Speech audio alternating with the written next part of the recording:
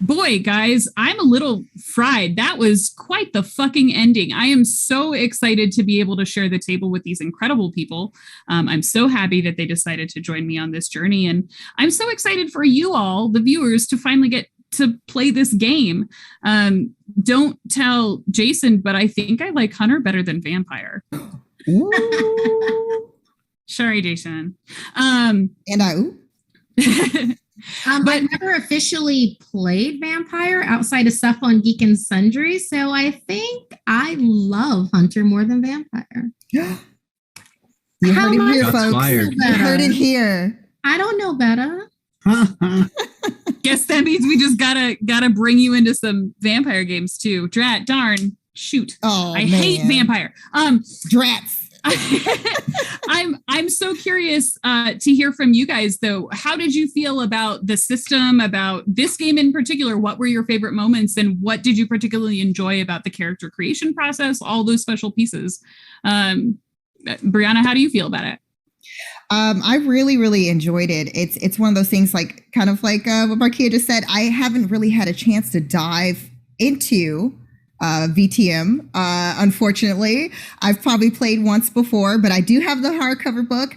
I'm super excited to get my hands on the hard copy of this book, this amazing book, because we've had the PDF, but I'm like, it's something about having that hardcover in your hands. I don't do digital books. It's just I don't like it. I need it. The smell of it. I need to be able to smell it. Yeah, that's literally what I was about to say. The smell of it all. But you know, I love the fact that the different what I've always loved is the perks and edges, and trying to think of creative ways or like times when it's appropriate to use it, or different ways of thinking outside the box. Like, I absolutely loved the fact that Markia was like, wait, is that considered a beast? Can I use that? Like, I love that you can kind of go to different places with it. And that is the beauty of World of Darkness. I feel like they allow you to kind of go there with the storytelling, with the story to get joint story together, which is absolutely amazing. So I had the best time, and just your storytelling, I've already been obsessed with it since the Nightlife. So this was just chef's kiss. It was wonderful. This amazing was so great. It was so great. Talented people. Justice, how do you feel about this system? You've actually been playing Vampire while you've been doing this, so I'm curious. You have a very really good side by side right now. Yeah, I mean, it's hard making that mental transition from, hey, I'm playing this game where I'm the well, you know, with a few exceptions, I'm the baddest thing on the neighborhood, and then you roll into this where you definitely are fighting outside your weight class. You're just a puny human. You're just a puny human. Just a dude. You don't know what you're doing. You take strange pills when people hand them to you. But I do appreciate like the perks give you that way to really play into your character, your perks and your edges, where you can lean into a little bit more, help build out the RP for who you are and what you can do, and it gives you, I mean, it's an edge, so it gives you an edge over those beasts that haunt the darkness. I forgot what the question was. What did you like? Did you have a favorite moment? Oh, from the game? From this whole game. I gotta go all the way back. There's lots to choose from. This was such a great crew. I can't get over it. Look, the fact that it took us 45 minutes to get out of an elevator, I just felt like that was just peak human.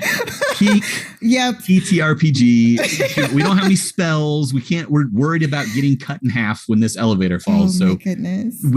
I feel like everybody was just a human in that situation. Like, nobody could rely on any of their skills. I think Core did get to put some of her skills to the test, but the rest of us were just like, we're in an elevator and we're humans. Hades to go first. Like, I want a spin-off show that's just Core and Hades. Like, who knows? They might be the only ones who escape this bloodbath. So, I really love the human aspect of this, because, you know, in Vampire, you're OP, right? You're an ancient being of terror. And just being a human who's thrust into this world of the supernatural, we didn't really get the chance to see it here, but the holy water and the crucifix probably wouldn't have worked on any kindred you ran into. Like that wouldn't have gone well for you. But you felt like it was going to work. And if you believe hard enough, it might help you. I mean, you're just humans bumbling around trying to figure out what the fuck to do. It's beautiful in a way. Did we bumble? Yeah, you bumbled. A little bit. Hey, it was only 20 hours, to be fair. When did we bumble? When did we not? It's, the Molotov cocktail was pretty non-bubbly. I'll give you that. That was cool fantastic. Moment. That was a good one. Scooters. The scooters. The scooters. The scooters are mine. The scooter is my favorite moment.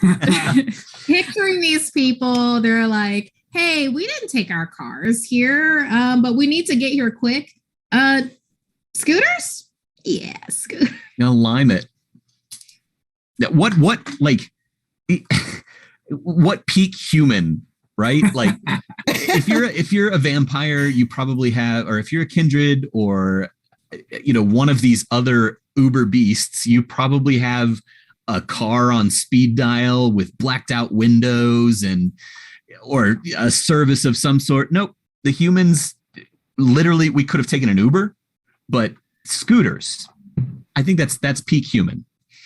Like, who even thinks to trace somebody back to scooters if the supernatural was trying to? No one. They'd be like, they wouldn't do that. We're like, no. Yes, we would. Hold my beer. I mean, awesome. You guys have like unlimited limes for life now. How long that life is, I'm not entirely certain. But I feel like now there's no point in Uber. It's impractical. There's a witness. Like, why would you ever do that again? It's each of us on limes are on Rentas scooters, and Diego may or may not be this underwater sea creature, of course, in like a house too. Oh my goodness. He still has lozenges in his pocket, and I was waiting for that to be the giveaway that it was Diego. I really was. I thought you were going to be like, okay, here's the craving.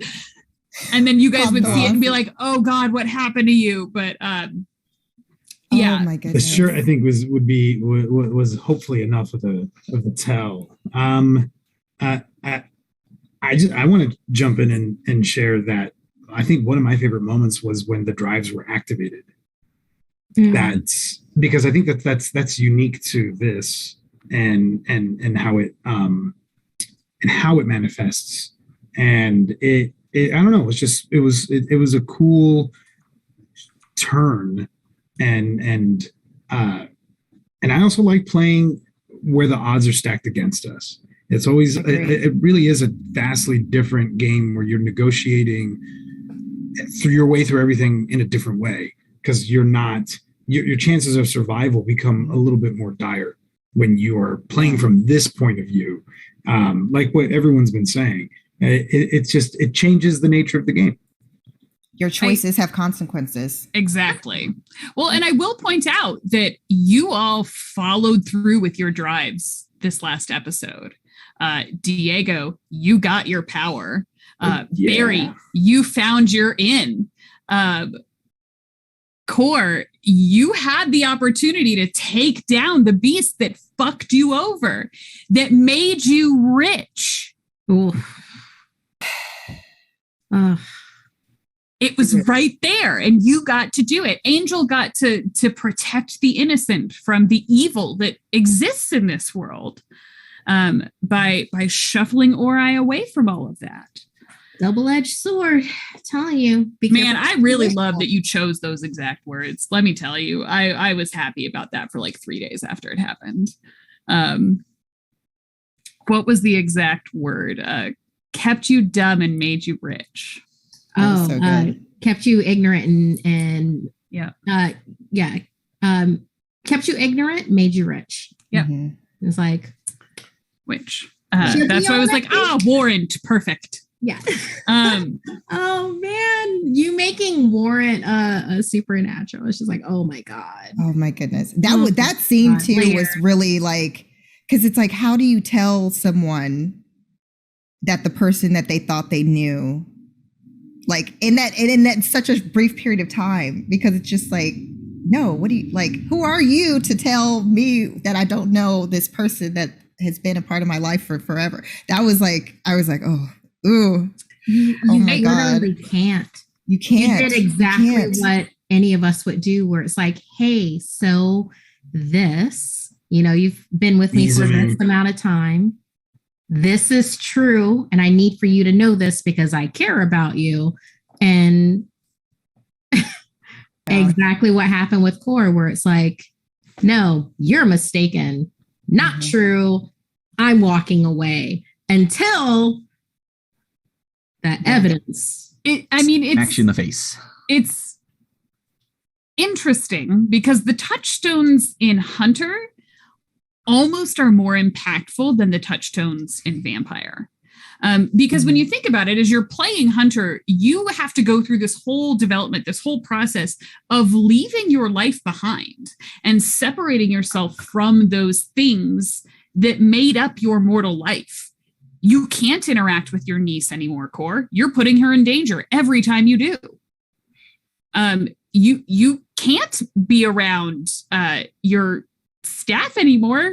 Angel, what are you going to tell them when someone comes in looking for you and tries to burn down the establishment or beat the shit out of you? Yeah, like Zaddy Vamp. Yeah. Yeah. How would you ever explain that?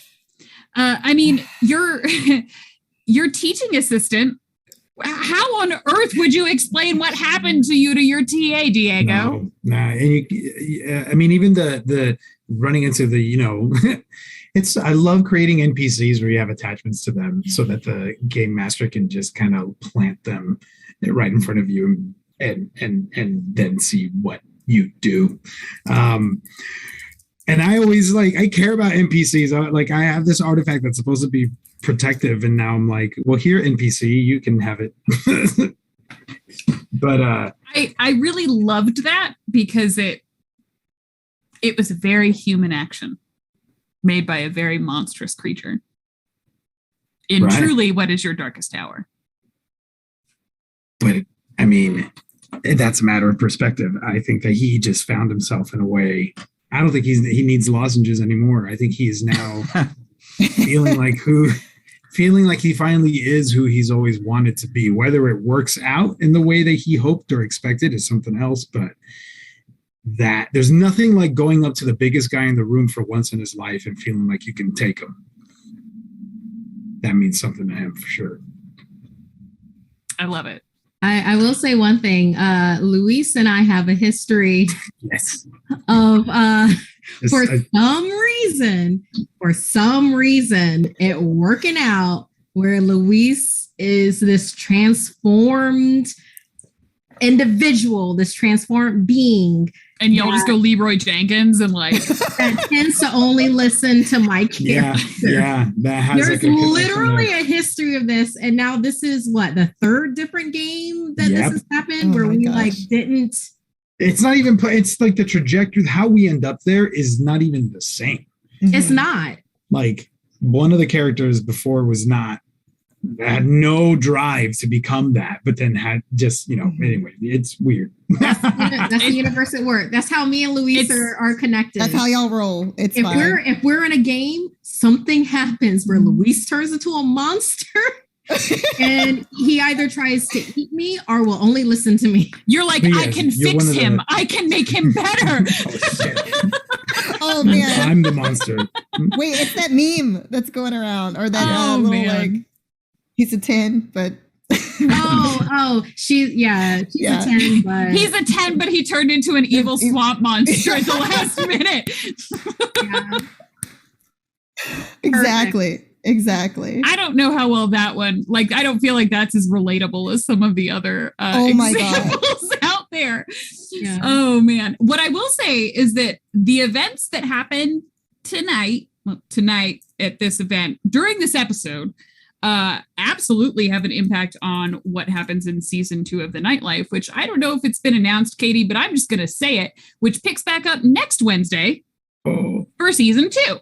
Oh, nice. So we're going to jump back in with our coterie and yeah, shit's about to go down in Miami, y'all.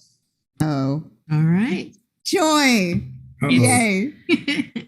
I appreciate you all for giving me some spice to work with in that regard.